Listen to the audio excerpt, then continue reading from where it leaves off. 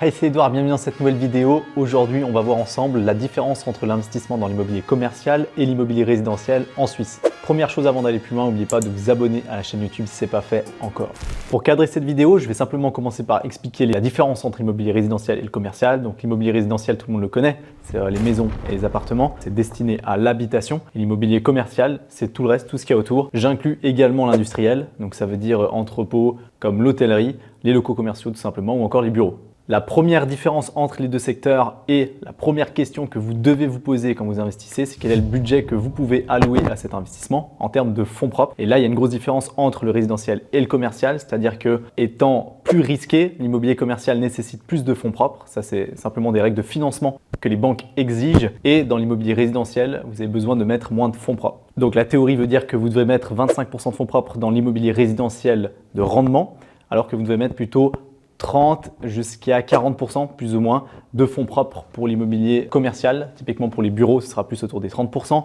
Pour les locaux commerciaux, peut-être 30 à 35%. Et l'immobilier industriel, on vous demandera très certainement entre 35 et 40%. Mais de nouveau, ça dépend des établissements de financement. Il faut toujours, comme d'habitude, demander plusieurs offres de financement. Je précise également que pour l'immobilier d'investissement résidentiel, vous avez la possibilité de trouver des établissements de financement qui vous financent à hauteur de 80%. C'est-à-dire qu'il vous suffit 20% de fonds propres, mais ce sera que pour les premiers objets et ça dépend des banques ou des établissements de financement. C'est à vous de faire les recherches. En matière de rentabilité, maintenant, quand vous comparez directement l'immobilier résidentiel et l'immobilier commercial, c'est toujours un petit peu flou. En matière de bail à loyer d'immobilier résidentiel, vous avez de manière générale des charges qui sont des charges de chauffage eau chaude et ensuite un état locatif net, le loyer net que vous allez percevoir en tant que propriétaire. Les charges, évidemment, c'est qu'un acompte et ensuite qui sera décompté à la fin de l'année avec soit un remboursement au locataire ou alors des charges supplémentaires à payer pour le propriétaire. Mais ces charges-là ne rentrent pas dans votre calcul dans l'immobilier résidentiel, bien évidemment. C'est que l'état locatif net qui vous importe pour vous en tant que propriétaire. Dans tout investissement pour du rendement, que ce soit du résidentiel ou du commercial, vous allez toujours analyser les charges qui sont dues par le propriétaire. Cette fois, c'est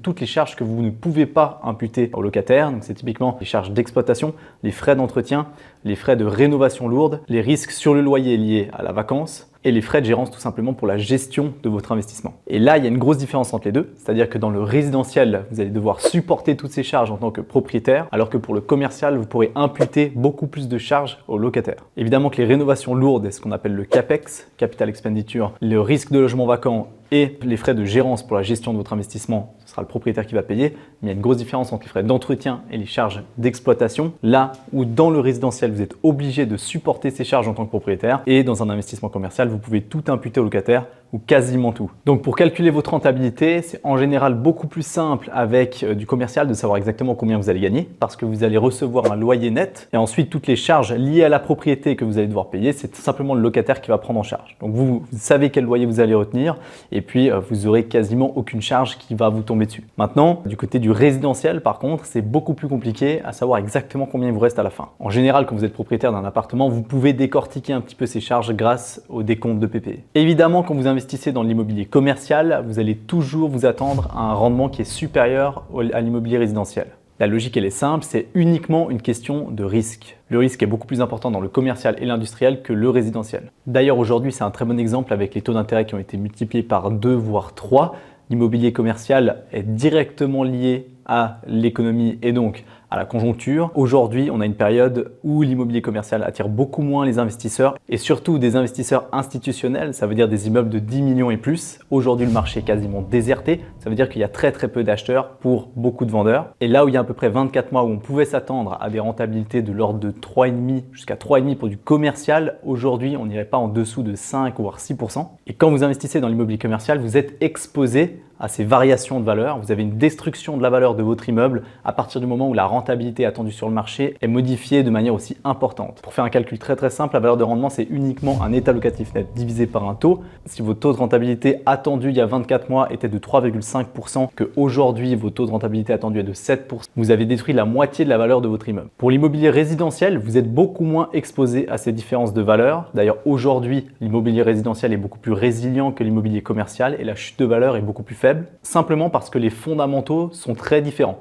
Dans l'immobilier résidentiel, tout le monde a besoin d'un toit et tant qu'on accueille plus de personnes que ce qu'on arrive à construire de logements, c'est-à-dire que l'offre est plus faible que la demande, on sera toujours dans un marché tendu. Donc là où le commercial peut évoluer indépendamment du nombre de personnes qui arrivent sur le territoire, en tout cas l'évolution de la valeur de l'immobilier commercial est beaucoup moins corrélée directement avec l'évolution démographique que l'immobilier résidentiel. Et enfin, la dernière raison pour laquelle l'immobilier résidentiel est beaucoup plus résilient que l'immobilier commercial en matière d'évolution de prix en fonction du taux d'intérêt, c'est simplement que dans l'immobilier résidentiel, on a aussi des familles et des personnes qui souhaitent acquérir pour leur résidence principale. Donc c'est ce qu'on appelle des biens de jouissance qui n'ont aucun rapport avec la rentabilité. Et pour ces investissements, évidemment que si on achète un appartement plus grand parce qu'on a un troisième enfant, on va s'en foutre complètement du taux d'intérêt ou bien de l'évolution de la rentabilité attendue sur le marché. Et ça, c'est pas du tout le cas pour un bien immobilier commercial. Dans le commercial, il y a toujours une notion économique dans l'investissement et beaucoup moins émotionnel. La seule façon en Suisse aujourd'hui de faire chuter les prix de l'immobilier résidentiel, c'est simplement d'augmenter massivement l'offre. C'est qu'une question d'offre et de demande, surtout dans le résidentiel. Et la réalité aujourd'hui, c'est qu'on n'arrive pas à construire suffisamment par rapport à l'évolution démographique, donc l'offre n'arrive pas à augmenter. Donc les prix sont chers et sont beaucoup plus maintenus que l'immobilier commercial. En matière immobilière maintenant, dans l'investissement, on parle très souvent de liquidité. En tout cas, j'en parle beaucoup sur les premiers investissements. C'est à mon sens très important de pouvoir être liquide. Ça veut dire que si vous faites des premiers investissements et vous vous rendez compte que l'immobilier c'est pas fait pour vous, que c'était une mauvaise idée, vous pouvez vendre facilement. Et évidemment, pour le coup, c'est beaucoup plus simple de vendre de l'immobilier résidentiel que de vendre de l'immobilier commercial. Il faut savoir que quand vous vendez l'immobilier commercial, premièrement, vous touchez que des investisseurs et donc c'est des professionnels de l'immobilier beaucoup plus exigeants. Quand vous vendez l'immobilier résidentiel, vous pouvez toucher des personnes qui souhaitent acheter pour eux-mêmes comme des investisseurs. C'est pour ça que j'aime beaucoup les 3 pièces et demie parce que les 3 pièces et demie arrivent dans une taille qui est suffisante pour acheter pour soi-même ou alors pour acheter pour du rendement. C'est la typologie d'appartement qui vous offre le plus d'acheteurs potentiels. Donc quand vous achetez de l'immobilier commercial pour de l'investissement, vous investissez dans un actif qui est beaucoup moins liquide que l'immobilier résidentiel. Par contre, l'immobilier commercial ou industriel a l'avantage d'offrir en général des baux à loyer qui sont beaucoup plus longs dans la durée, donc des baux qui sont fixés sur 5 à 10 ans assez facilement, alors que ça se fait jamais vraiment dans l'immobilier résidentiel. Donc quelqu'un qui cherche uniquement de la rentabilité et du rendement, qui sait que potentiellement son bien immobilier prendra moins de valeur que de l'immobilier résidentiel, ça peut être intéressant d'investir dans du commercial. Donc voilà, je dirais que si vous lancez aujourd'hui dans l'investissement immobilier, je commencerai plutôt par de l'immobilier résidentiel qui est peut-être plus sûr, qui est peut-être plus liquide aussi si vous voulez vous en séparer rapidement. L'immobilier commercial, c'est plutôt destiné aux professionnels ou aux investisseurs un peu plus aguerris, donc vous pouvez le faire peut-être dans un deuxième temps. Vous devez aussi très bien comprendre comment fonctionne la valeur de rendement parce que c'est par cette valeur-là que vous allez calculer la valorisation et les prix que vous allez investir dans l'immobilier commercial uniquement. Mais je dirais que ça reste quand même très très intéressant et j'avais d'ailleurs moi-même un très bon client allemand qui investit uniquement dans l'immobilier industriel en Allemagne. Il fait ça depuis des dizaines d'années et ça fonctionne très très bien. Là où les halles sont bien placées, la demande est toujours importante. En Suisse d'ailleurs, en quelques chiffres, on a 5% d'augmentation de loyer annuel sur l'immobilier industriel. Il faudrait 80 000 m² de surface industrielle de plus chaque année sur le territoire parce que la demande est de plus en plus importante, notamment à cause du e-commerce. Et étant donné les nouvelles lois sur l'aménagement du territoire, vous avez des difficultés à trouver des zones qui sont destinées à l'immobilier industriel. Donc en général, vous les trouvez en bordure de centres urbains, typiquement dans des régions comme la Broye ou le Gros de Vaud. Voilà, merci beaucoup d'avoir regardé la vidéo jusqu'au bout. N'oubliez pas de liker et moi je vous dis à très vite pour une prochaine vidéo. Ciao!